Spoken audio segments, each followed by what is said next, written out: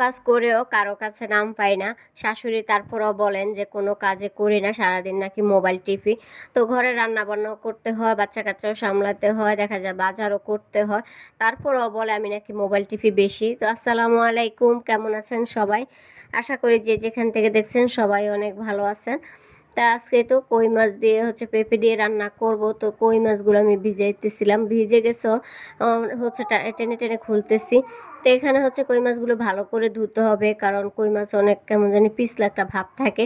লবণ দিয়ে আমি ভালো করে ধুয়ে নিব, কারণ এক হাতে তো আর ধোয়া যায় না। তো আমি অফ ক্যামেরা খুব ভালো করে লবণ দিয়ে ভালো করে ধুয়ে নিতেছি। আর এখানে পেঁপে আর আলু কেটে নিছি, যেহেতু পেঁপে আর আলু দিয়ে রান্না করবো আর সব কিছু একসাথে জোগাড় করে নিব। জোগাড় করে নিলে রান্না করতে অনেক সহজ হয় আর কি।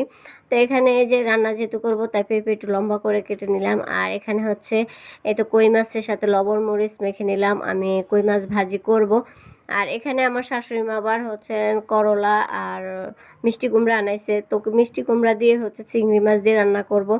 আর করলা আজকে ভাজবো না বলছিল ভাজি করার জন্য, কিন্তু আমি বলছি না, ভাজি করব না, কালকে ভাজবো। কারণ এত তরকারি পরে না, খাওয়া যায় না। বেশি তরকারি হলে থেকে যায়, তো নষ্ট করার তো দরকার নাই। তো যাই হোক, এখানে আমি পেঁপের তরকারি বসাইতেছি।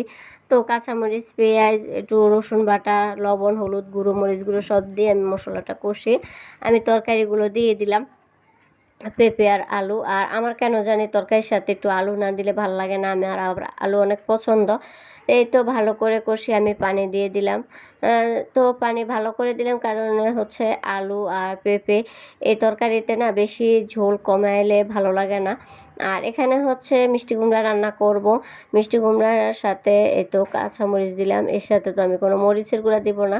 মিষ্টি কুমড়ার তরকারিতে মরিচের গুঁড়া ভালো লাগে না। যে কোনো তরকারির একটা নিয়ম আছে, যেমন মিষ্টি কুমড়া, লাউ এগুলাতে মরিচের গুঁড়া যায় না, কাঁচামরিচ দিয়ে রান্না করলে বেশি ভালো লাগে। তো আমি চিংড়ি মাছ দিয়ে ভালো করে কষিয়ে নিলাম, আর একটা তেজপাতাও সাথে দিলাম। আর এই তো মিষ্টি কুমড়াটা দিয়ে দিলাম, সবগুলো কেটে নিছি আমি পাকে। আর এই মিষ্টি কুমড়াটা কেমন যেন একটু পানসা ছিল, মিষ্টি ছিল না। তো আমি কিন্তু সাথে চিনিও দিব পরে। তো এখানে তো ভালো করে নেড়ে আমি এটাতে ঝোল দিয়ে দিব। আর এখানে কিন্তু আমার পেঁপের তরকারিতে আমি মাছ দিয়ে দিলাম, আর মাছ 2 পিস আমি ভাজিও রেখে দিছি আমার ছেলে আর মেয়ের জন্য। আমার ছেলে ভাজি মাছ অনেক পছন্দ করে। তো যাই হোক, এটাকে ঢাকনা দিয়ে রেখে দিব আরও কিছুক্ষণ। আর এখানে এটা বলক আসছে, তো আমি ঢাকনা দিয়ে রেখে দিই। এটার তো আর কোনো সমস্যা নেই, এটাকে পরে বাগার দিয়ে নিতেছি। যে ভাবলাম যে আর একটু বাগার দিই, কেমন জানি ঝোল পাতলা পাতলা ভালো লাগতেছে না। তো আমি আর একটু বাগার দিব, চিনিও দিছি কিন্তু সাথে। তো এই যে বাগার দিয়ে নিলাম, বাগার দিয়ে এখন একটু উপর দিয়ে জিরার গুঁড়ি ছিটিয়ে দিলাম। আমার কাছে জিরার গুঁড়ি দিলে ভালো লাগে খেতে। আর এটাও কিন্তু হয়ে গেছে, এই তরকারিও নামিয়ে নিব। তো সবাই ভালো থাকবেন, সুস্থ থাকবেন, আল্লাহ হাফেজ।